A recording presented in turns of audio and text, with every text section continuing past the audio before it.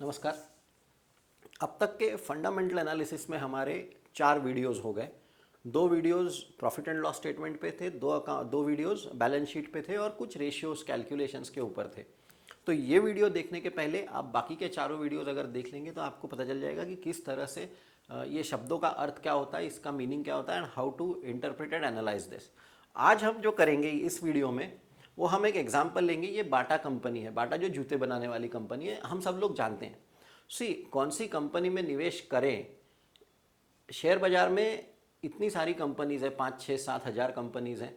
हमें हर एक का बिजनेस मॉडल नहीं पता, हमें समझ में ही नहीं आता कौन क्या करता है। इसलिए सबसे पहले तो हमने ऐसी कंपनी में निवेश करना चाहिए जो हमें समझता है।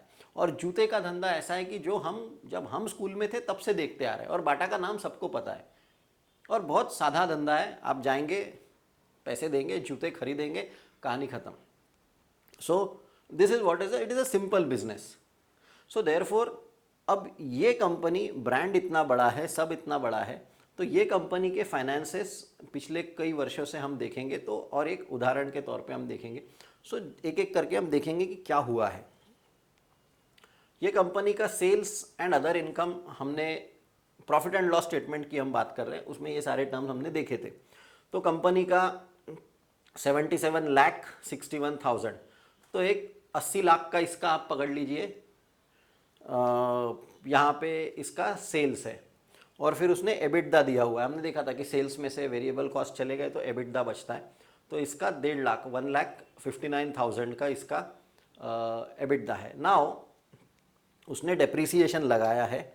आप जब 159 में से 134, हमने कहा था एबिटदा में से अगर दा जाएगा तो एबिट बचेगा। ये हम जल्दी से पैरेलली हमने जिस तरह से सीखा था प्रॉफिट एंड लॉस वाले स्टेटमेंट में उसको देखेंगे। यहाँ पे हम ये लेवल पे एबिटदा आ गया।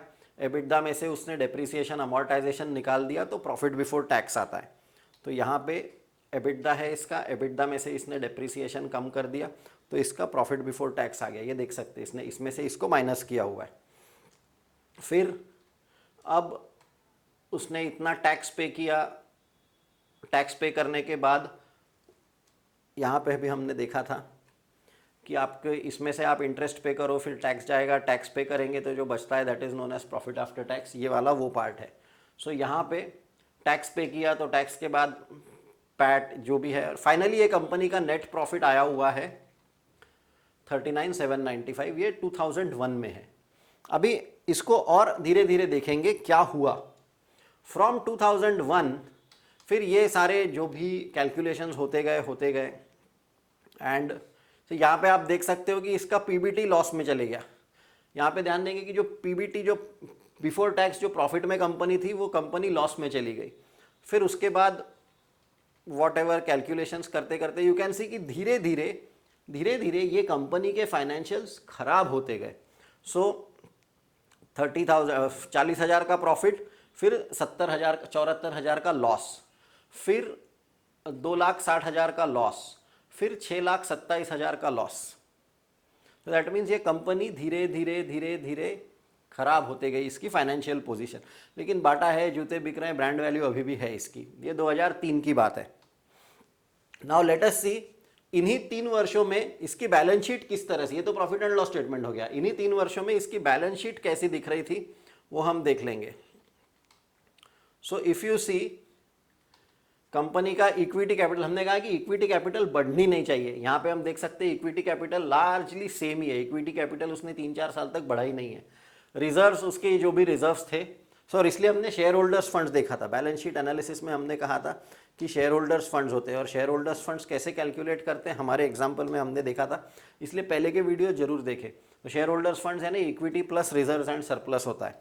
यहाँ पे भी वही हुआ है, बाटा ने भी वही किया है। शेयर होल्डर्स फंड्स अगर आप देखेंगे तो equity plus reserve and surplus add किया है, तो it is share holders fund यहाँ पे दिख रहा है। और उसके तुलना में लोन देखिए, कंपनी के पास लोन बहुत कम है as compared to shareholders fund. तो this is a good thing. Company भले ही लॉस में जा रही है, हमने प्रॉफिट एंड लॉस स्टेटमेंट में देखा, लेकिन बैलेंस शीट या कैपिटल स्ट्रक्चर कंपनी का अभी भी ठीक ठाक है। तो इसकी वजह से फिर इसका हमने जो कुछ रेशियोज निकाले थे, तो कंपनी का रिटर्न ऑन नेटवर्थ हमने कहा था जब हमने हमारा एग्जाम्पल लिया था हमने कहा था हमें ऐसी कंपनी चाहिए कि जिसका रिटर्न ऑन नेटवर्थ कम से कम 25% तो भी हो। 25% क्यों? क्योंकि 15-18% तो म्यूचुअल फंड में ही मिल जाते हैं, उससे ज़्यादा जब मिलेंगे तो I am interested in a company. ये कंपनी का रिटर्न ऑन नेटवर्थ कितना, return on equity 1%, why will anyone go in such a company? इससे ज़्यादा तो सेविंग अकाउंट में पैसा मिलेगा, यानी आप कंपनी की रिस्क भी ले रहे हो और आपको कुछ रिटर्न भी नहीं मिल रहा है। सो ऐसी कंपनी में कोई निवेश नहीं करेगा, पर कैपिटल स्ट्रक्चर अच्छा है। ये ऐसा क्यों हुआ? क्योंकि फाइनेंशियल्स खराब हो रहे हैं। और आगे जाएंगे तो इसका ईपीएस आया, बुक वैल्यू करके एक चीज़ रहती है, net worth divided by number of shares. Share holders funds को जब हम नंबर ऑफ शेयर से डिवाइड कर देते हैं तो वो बुक वैल्यू आती है। मार्जिन्स देख लेंगे, profit PAT as a percentage of sales not even 1%। हमने हमारे एग्जाम्पल में देखा था नेट प्रॉफिट मार्जिन जो हमने निकाली थी, नेट प्रॉफिट मार्जिन जब आपकी 28% होगी, कुछ होगा तो ठीक ठाक मार्जिन लगती है। यहाँ पे ये कंपनी को प्रॉफिट ही कुछ नहीं हो रहा, so PAT as a percentage of sales is hardly 0.5%, 1%। अच्छी बात क्या है कि डेट टू इक्विटी उसने कंट्रोल में रखा है। कितना भी बुरा समय आ गया कंपनी के ऊपर, उसका डेट कंट्रोल में है, और इसके लिए क्योंकि डेट कंट्रोल में है ये कंपनी बंद नहीं पड़ेगी। अभी ये पैरामीटर से सेल्स ग्रोथ देख लीजिए, कंपनी कहीं पे जा रही है क्या? सेल्स ग्रोथ हर साल सेल्स ग्रोथ कम हो रही है। शेयर होल्डर्स फंड्स तो माइनस में चले गए, आप देख सकते हैं यहाँ पे इफ यू सी माइनस में है ना, उसकी ग्रोथ माइनस में आप देख सकते हो 32,43,000 कम हो गया, 30 लाख और कम हो गया, 27 लाख और कम हो गया, 15 लाख। सो ये क्यों हो रहा है? क्योंकि आपको हमने कहा था यहाँ पे जब हमने किया था कि ये जो प्रॉफिट होता है कंपनी को, ये प्रॉफिट आपका बैलेंस शीट में लिखा जाता है रिजर्व्स एंड सरप्लस में। तो लॉस भी होता है तो भी वो रिजर्व्स एंड सरप्लस में ही जाएगा। और हमारे ये बाटा के एग्जाम्पल में ये कंपनी को कंटिन्यूसली लॉस होते जा रहा है, और ये लॉस लॉस लॉस जो हो रहा है, नेट प्रॉफिट जो यहाँ पे दिख रहा है, और ये लॉस जाएगा कहाँ पे? तो ये लॉस हर साल बैलेंस शीट में लिखा जा रहा है, हर साल बैलेंस शीट में जा रहा है। उसकी वजह से क्या हो रहा है कि एक, कंपनी के सेल्स खराब है, कंपनी की फाइनेंशियल पोजीशन धीरे धीरे खराब होते जा रही है। कंपनी बची क्यों है? कंपनी बची इसलिए क्योंकि कंपनी में बहुत ज़्यादा उधार नहीं लिया है अब तक। लेकिन कहाँ पे इम्पैक्ट पड़ रहा है? कंपनी के शेयर होल्डर्स के ऊपर, कंपनी के नेटवर्थ के ऊपर इम्पैक्ट पड़ रहा है। तो जो पुराना पैसा है, जो बचा के रखा हुआ पैसा है, वो धीरे धीरे कंपनी यूज़ कर रही है। ये कब तक चलेगा? जब तक ये पैसा है तब तक ठीक है। आप देख सकते हो यहाँ पे 32 का 30, 30 का 27, 27 का 15, जब तक ये है पैसा तब तक चलेगा। लेकिन company can not keep waiting for ever कि वो और कम होगा, ज़ीरो होगा, फिर हम उठेंगे। सो 2004 में जब कंपनी की हालत सबसे ख़राब थी, तब उसके बाद कंपनी ने धीरे धीरे जो भी ये 2-3 सालों में जो इनिशिएटिव्स लिए थे, उन सब का धीरे धीरे बेनिफिट दिखने लगा। And you can see sales जो 72 था वो 75 हो गया। अब 2004 के बाद से कंपनी का फाइनेंसेस देखना शुरू करेंगे। सेल्स 72, 75, 82, 90, 102, 111, 130, 170। सो 2008 ये वो साल था जब पूरे शेयर बाजार में पिटाई हुई थी। सब तरफ की economy, global not only Indian, all economies were facing problems. और ये कंपनी है कि 90 का 102 किया, 102 का 112 किया। So therefore we have to understand कि शेयर बाजार एक पार्ट है और फाइनेंसेस या कंपनी के फाइनेंशियल्स एक भाग है। और इसलिए हमें ऐसे कंपनी में इन्वेस्ट करना चाहिए कि जिसका धंधा हमें समझता है। अब क्योंकि शेयर बाजार या दुनिया भर के शेयर बाजार कम हो रहे हैं, इसका मतलब हम जूते खरीदना बंद कर देंगे, ऐसा नहीं है। बच्चे फिर भी स्कूल जाएंगे, बच्चे फिर भी जूते खरीदेंगे, लेडीज़ फिर भी पर्स खरीदेगी। सो ये वो यहाँ पे दिख रहा है। One of the best businesses to have, simple business, big brand. Company के खराब दिन चल रहे थे, लेकिन धीरे धीरे कंपनी ने अपनी चीज़ें काम में बराबर लाना शुरू किया और आंकड़े दिखने लगे। तो सेल्स तो बढ़ना शुरू हो गया 2005 के बाद से। एबिटदा, पीबीटी देख लेंगे, यहाँ पे लॉस में था -6 लाख, वो सडनली प्रॉफिट में आ गया 135। पीबीटी देखेंगे 49, 55, 71, 100, 122, 142, 320। So huge growth again. एक बार गाड़ी लाइन पे लग गई। ये कंपनी क्यों कर सकी है? क्योंकि कंपनी का डेट अंडर कंट्रोल था। ये किंगफिशर या एमटेक के तरह वो रास्ते पे नहीं गई, या JP Associates high debt company नहीं थी, इसलिए वो खराब दिन में से ये कंपनी निकल सकी। ये ध्यान देना। टैक्सेशन, उसके बाद प्रॉफिट देख लेंगे। कंपनी को लॉस लॉस लॉस होते गया, पहले बार प्रॉफिट हुआ 124, 401, 474, 600, 670, 92, 225. Then the company's growth has been phenomenal in this, phenomenal. और डिविडेंड दिए, अर्निंग्स दिए, रिटेन्ड अर्निंग्स दिए. फिर ये रिटेन्ड अर्निंग्स यानी ये वो है जो फिर आपके बैलेंस शीट में जाएंगे. अब इसकी वजह से बैलेंस शीट पे क्या असर हुआ देख लो. सबसे पहले कंपनी ने एक ही बार सिर्फ इक्विटी कैपिटल डाइल्यूट किया. देखेंगे यहाँ पे कंपनी का ये जो इक्विटी कैपिटल था 2005 में सिर्फ एक बार इक्विटी कैपिटल डाइल्यूट किया और उसके बाद फिर वो अभी तक उतना ही मेंटेन करके रखा है. सो दिस इज़ गुड थिंग. हमें ऐसी कंपनीज चाहिए कि जो इक्विटी कैपिटल बार बार कम ना करे. ये सारे पॉइंट्स हमने जब बैलेंस शीट के वीडियोस थे वो हमने किए हैं. Now see the reserves and surplus. 22, 10, 19, 14 यहाँ से बदलना शुरू हो गया, बढ़ना शुरू हो गया. 14 का 18, 18 का 21, 26, 33, 51. कंपनी की बैलेंस शीट बढ़नी चाहिए और कंपनी की बैलेंस शीट एक हेल्दी तरीके से बढ़नी चाहिए. सिर्फ बैलेंस शीट बढ़ रही है ऐसा नहीं है. ये है कंपनी की बैलेंस शीट जो इक्विटी नहीं बढ़ रहा है लेकिन रिजर्व्स एंड सरप्लस बढ़ते जा रहा है. कंपनी ने लोन लिया क्या, आप देखेंगे लोन का कंपनी ने क्या किया. 51 का 61 लोन बढ़ा दिया, 61 का 63 लोन बढ़ा दिया, 63 का 124 लोन बढ़ा दिया. तो ये पूरे वो साल थे कंपनी के लिए जब वो सही में बहुत डिफ़िकल्ट सिचुएशन में चल रही थी. डेट भी बढ़ रहा था, रिजर्व्स एंड सरप्लस भी कम हो रहे थे. पर चाहे जो भी हो, इतना होने के बाद भी debt as a percentage of equity, worst case में debt as a percentage of equity ये 1 से कम था, 0.79 था. यानी 1 रुपया खुद का और 80 पैसे किसी और से उधार लिए हुए. और यहाँ से फिर क्या किया कंपनी ने, if you see loan funds 124 का 81, जहाँ पे पैसा आना शुरू हो गया कंपनी ने लोन वापस करना शुरू कर दिया. सीधा 124 का 80 किया, 80 का 60 किया, 60 का 50 किया, 50 का 40 किया, 40 का 25 किया, 25 का 13 किया. So that means the moment the company started making money, they did one thing, they reduced the debt, they brought it under control. अब डेट कम नहीं भी करते तो भी उसका रेशियो अच्छा होता था क्योंकि रिजर्व एंड सरप्लस बढ़ रहा है. लेकिन कंपनी ने लोन कम करके रिजर्व एंड सरप्लस बढ़ाया. तो this is the best company you can get कि जो डेट नहीं बढ़ा रही है, जो सेल्स बढ़ा रही है, जो ब्रांड बहुत अच्छा है, जो वर्चुअल मोनोपोली है, and it is growing at a healthy rate. What is the growth rate? Look at this, return on equity. हमने कहा था पहले साल में ये कंपनी में क्यों इन्वेस्ट करें, क्योंकि 1% पे कौन जाएगा, 2.5%, -40%. यानी why will someone go into this company.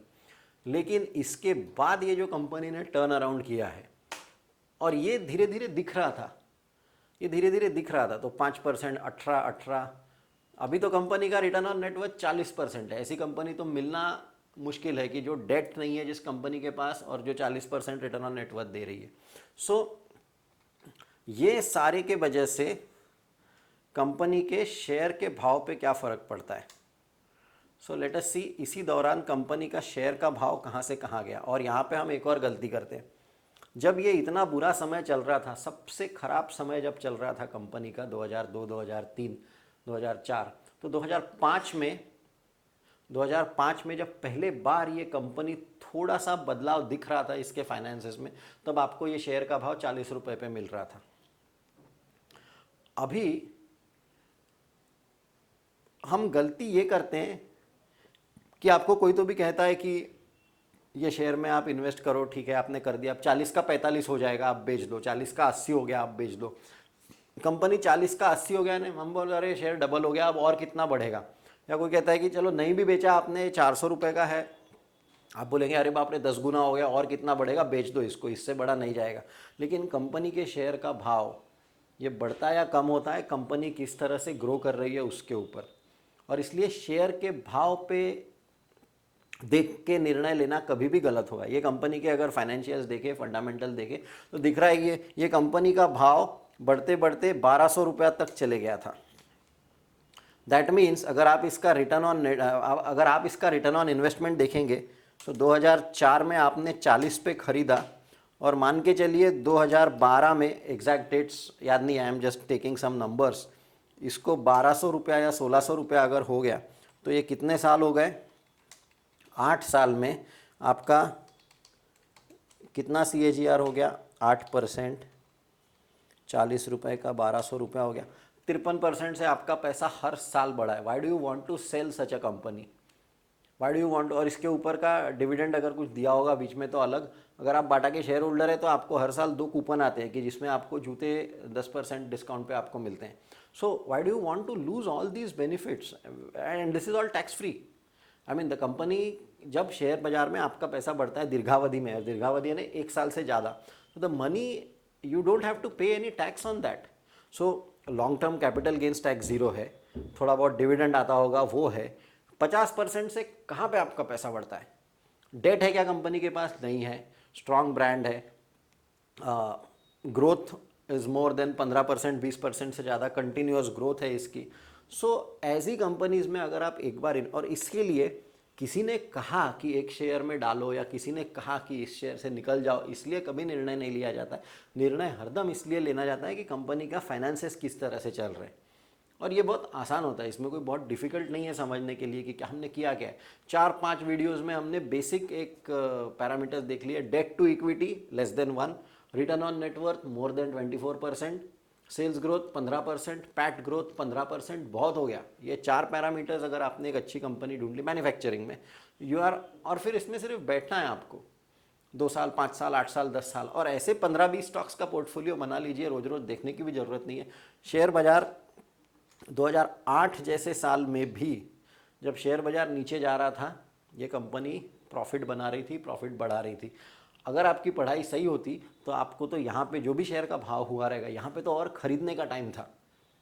तो इसलिए किसी और के बोलने पे निर्णय हमको नहीं लेना है, हमें खुद का पढ़ाई करके निर्णय लेना है। और ये बहुत आसान होता है, और ऐसी बहुत सारी कंपनीज़ हैं।